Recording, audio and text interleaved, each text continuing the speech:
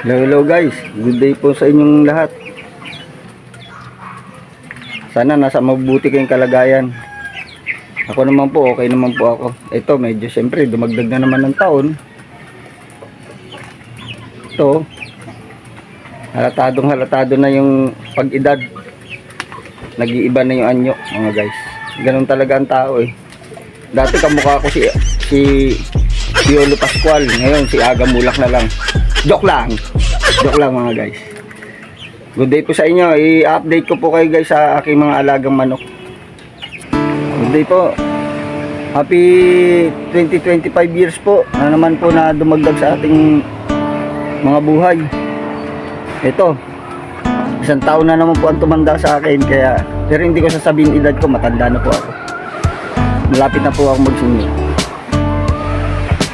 Guys, i-update ko po pala ngayon kayo sa aking mga manok. May nagpisa na po yung crossbreed ko na anak ng Rhode Island Red at saka native chicken. Nagpisa na po, kaya lang kunti lang eh. Unang itlog lang po niya yun eh. Talagay ko sa pangalawang itlog, marami-rami na yan. Sige po guys, update ko po kayo.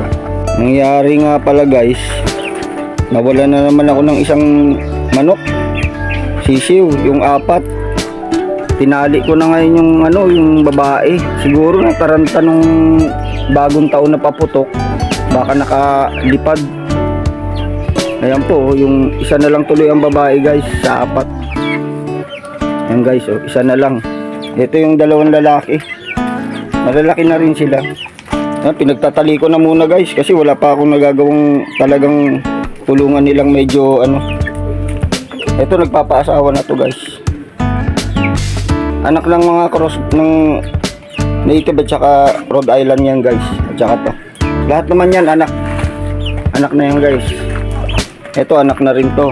Yung isa ritong tandang nakatay ko nung bagong taon guys, kasi birthday ng apo ko. Pinalit ko tong isang inahin, gagawin ko inahin. Ayan guys, pinalit ko yan.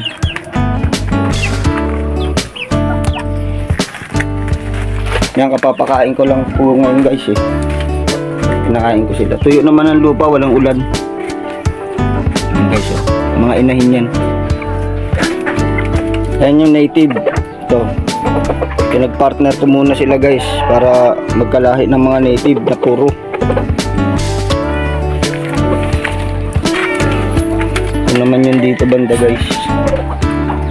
Ayun guys, namisa na yung yung anak ng Rhode Island Red guys. Mukhang 4 lang guys ha. Mukhang 4 lang yung anak guys. Yung pinis na pisa.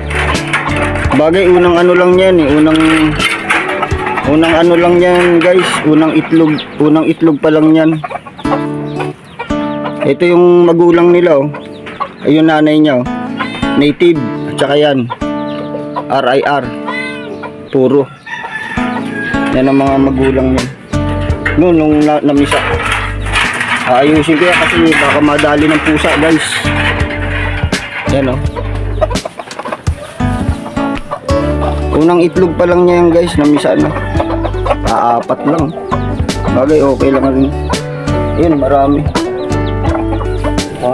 Marami hindi napisa doon.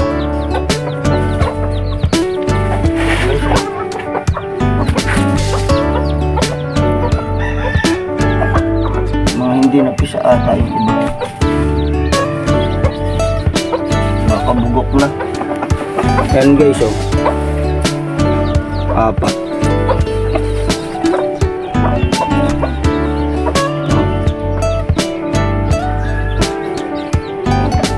Lalabas lang niya yan.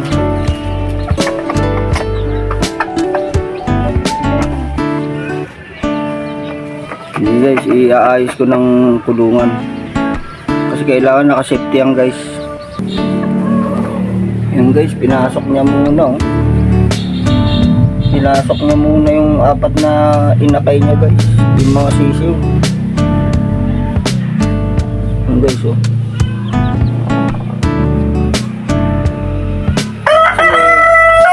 May natira pa siyang itlog eh. Baka sakali mapisa pa yun.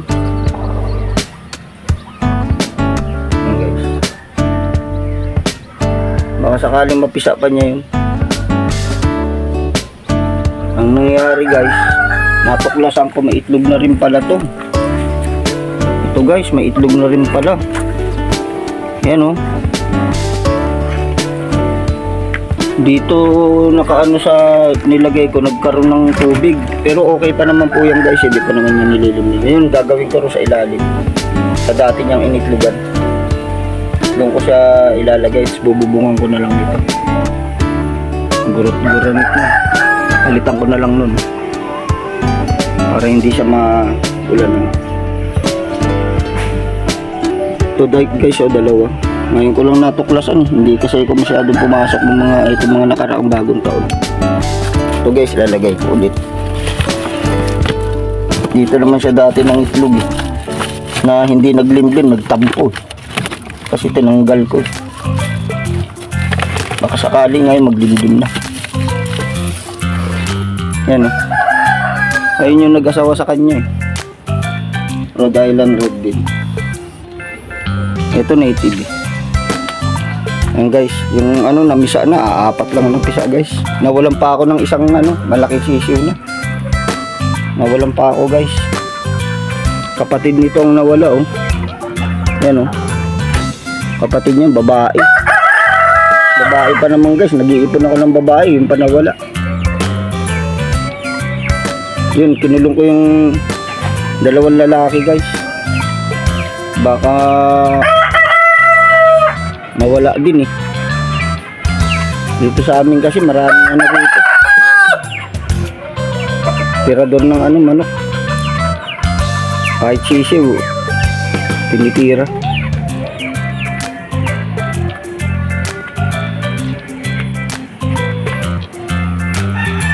Hey guys, update ko na lang ulit kayo guys. Salamat. Samantala guys, dito ko muna sila ilalagay. Pagka nilabas niya ulit, hindi ako po muna ilalagay yan. Bububungan ko na lang nito. Ito lang po ibububong ko. Diyan lang po muna sila. Safety sila dyan sa daga at pusa. Pag nilabas po ulit, hindi ako muna sila lalagay guys. Tapos tatanggalin ko lang naman yung sako na yun guys para malinis pagka marumi-rumi na. Ibubudbud lang naman dyan yung pagkain nila guys. Yun o, nandun. Nilukuban niya ulit. Yung apat.